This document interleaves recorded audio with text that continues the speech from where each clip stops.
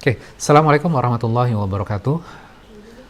Alhamdulillah rabbil alamin. Allahumma sholli ala Muhammad wa ala ali Muhammad. Rabbana zalamna anfusana wa illam taghfir lana wa tarhamna lanakunanna minal khasirin. Rabbi shrah li sadri wa yassir li amri wahlul 'uqdatam min lisani yafqahu qawli. Amin amin ya rabbal alamin. Mudah-mudahan para sahabat Quran semua diberikan kesehatan dan kita diberikan keluasan waktu untuk bisa mengkaji Al-Quran kembali dan bisa bertemu walaupun melalui IG maupun di Facebook. Mudah-mudahan ini bisa menjadi wasilah, menjadi perantara untuk kita bisa memahami Al-Quran yang Allah turunkan kepada Rasulnya, kemudian sampailah kepada kita umatnya.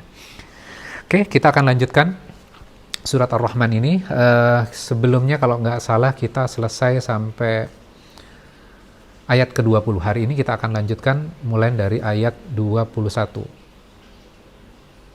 A'udzubillahi minasyaitonirrajim. Bismillahirrahmanirrahim. Fabi ayyi ala'i rabbikuma tukadziban. Maka nikmat mana sajakah dari Tuhan kalian berdua yang kalian berdua dustakan. Jadi ini untuk merimain kembali bahwa satu ayat ini adalah ayat yang diulang-ulang terus oleh Allah, dan bentuknya di surat Ar-Rahman ini unik. Karena fabi ayyi ala'i rabbikuma tukadziban ini diulang sampai 31 kali. Artinya apa? Bahwa kita memang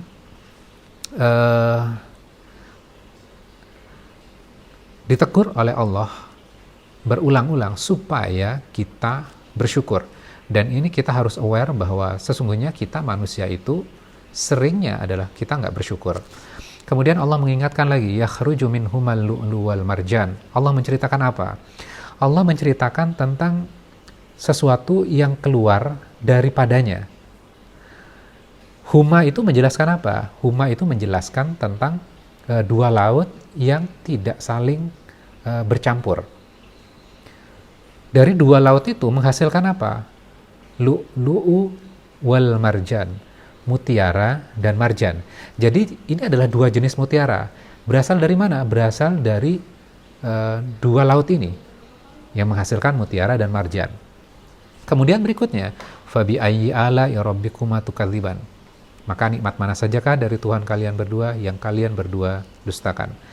Walahul jawaril munsya'atu fil bahri kal a'lam. Dan miliknya lah kapal-kapal yang berlayar di laut seperti gunung-gunung. Nah, kita lihat korelasinya antara ayat ke-22 dengan ayat setelahnya, dua ayat setelahnya. Allah menjelaskan apa tadi? Allah menjelaskan tentang mutiara dan marjan. Mutiara dan marjan itu benda yang kecil. Sedangkan kapal yang besar yang berlayar di lautan itu besar atau kecil? Bentuknya besar. Allah menceritakan bahwa mutiara yang kecil itu oleh Allah diletakkan di mana? Allah letakkan di dasar laut. Sedangkan kapal yang besar Allah letakkan di mana? Di permukaan laut. Jadi dari ayat ini kita belajar Allah mampu melakukan sesuatu yang kecil, ditenggelamkan, sesuatu yang besar Allah buat terapung di atas permukaan laut. Nah, ini yang harus kita pikirkan. Allah mampu melakukan itu semuanya. Yang besar ditaruh di atas, sedangkan yang kecil ditenggelamkan. Jadi ini adalah alasan untuk kita. Untuk apa?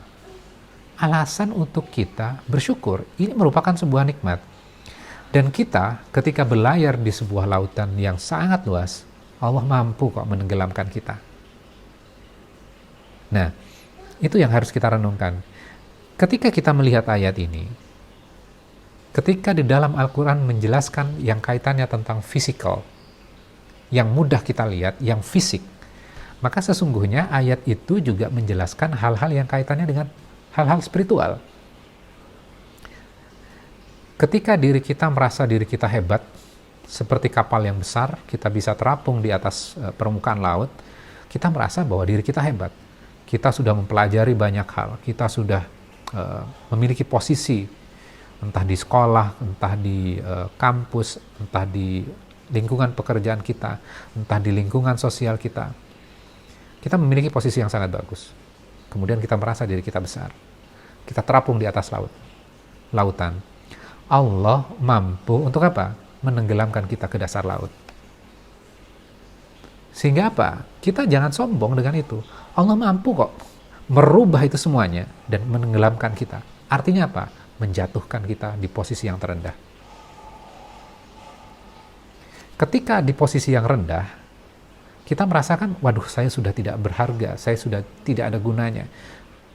Hidup saya ya begini-begini saja. Hidup saya sudah hancur. Maka ketika posisi ini kita bisa mengangkat seperti mutiara. Mutiara itu adalah barang yang berharga. Barang yang memiliki value, memiliki nilai yang sangat tinggi. Maka ketika kita sudah tenggelam di dasar laut, kita bisa memiliki sebuah value. Value-nya apa? Ketika kita mampu untuk bersyukur. Itu yang harus kita lakukan. Jadi ayat ini menjelaskan kepada kita, kamu manusia, jangan terlalu sombong. Memang kamu sekarang bisa terapung di atas permukaan laut, diri kamu hebat, tapi Allah juga mampu menenggelamkan kamu ke dasar laut. Ketika kita sudah di dasar laut, kita juga berpikir, supaya kita memiliki value seperti apa yang harusnya kita lakukan. Maka yang harus kita lakukan adalah, kita harusnya bersyukur. Oke, kita lanjutkan. Fabi ayyi ala'i rabbikuma tukadziban. Kullu man 'alaiha fan. Tiap-tiap orang di atasnya, di atas bumi, merasakan kematian. Jadi ayat ini menjelaskan kepada kita sesungguhnya Allah meng-create manusia itu ada batasnya. Sedangkan kalau kita berdialog atau berdiskusi dengan orang-orang ateis, kemudian kita mendengarkan pendapat-pendapat mereka, kenapa sih katanya Tuhan itu adalah maha segalanya, mampu melakukan segalanya. Kenapa manusia itu diciptakan lemah? Kenapa manusia itu diciptakan sakit-sakitan? Kenapa manusia itu tidak tahan misalnya kaitannya dengan virus dan segala macamnya, sehingga ketika kita kena virus itu bisa meninggal dunia. Kalau Allah maha kuasa, maha segalanya, harusnya Allah mampu dong membuat kita hidup selamanya, kita sehat dan kita tidak sakit-sakitan. Itu pemikiran-pemikiran mereka. Kadang juga diri kita berpikir hal yang sama. Logikanya gini, ketika pabrik, ya, ketika sebuah pabrik atau sebuah brand membangun brandnya, membangun sebuah produk, tentunya produk itu ada batas waktunya. Ketika kita membeli handphone misalnya, atau kita membeli iPad yang kita punya, maka barang-barang itu ada batasnya nggak? Ada batasnya. Baterai handphone yang kita miliki, itu pasti ada batasnya. Nggak mungkin selamanya. Pasti ada ausnya. Akan selesai masanya. Nah pertanyaannya, kenapa pabrik-pabrik itu tidak menciptakan selamanya? Ya karena supaya membeli produk yang baru kan. Sama ketika kita membeli mobil, kita ketika beli mobil pengennya adalah mobil itu kita bisa pakai selamanya. Namun pabriknya membuatnya tidak selamanya, ada ausnya. Supaya apa? Kita membeli kembali. Nah, Allah menceritakan di ayat ini, kullu man 'alaiha fan. Tiap-tiap orang di atas bumi akan merasakan apa? Akan merasakan kematian, akan binasa. Ada batasnya gitu loh. Kalau Allah mau, pasti kita akan diciptakan selamanya. Tapi Allah di sini mengatakan kita diciptakan ada batasnya, ada batas waktunya. Untuk apa? Supaya digantikan dengan generasi yang baru. Terus seperti itu. Kalau kita kan pengennya adalah ya hidup ini ya selamanya, sampai tua, sampai umur ratusan tahun.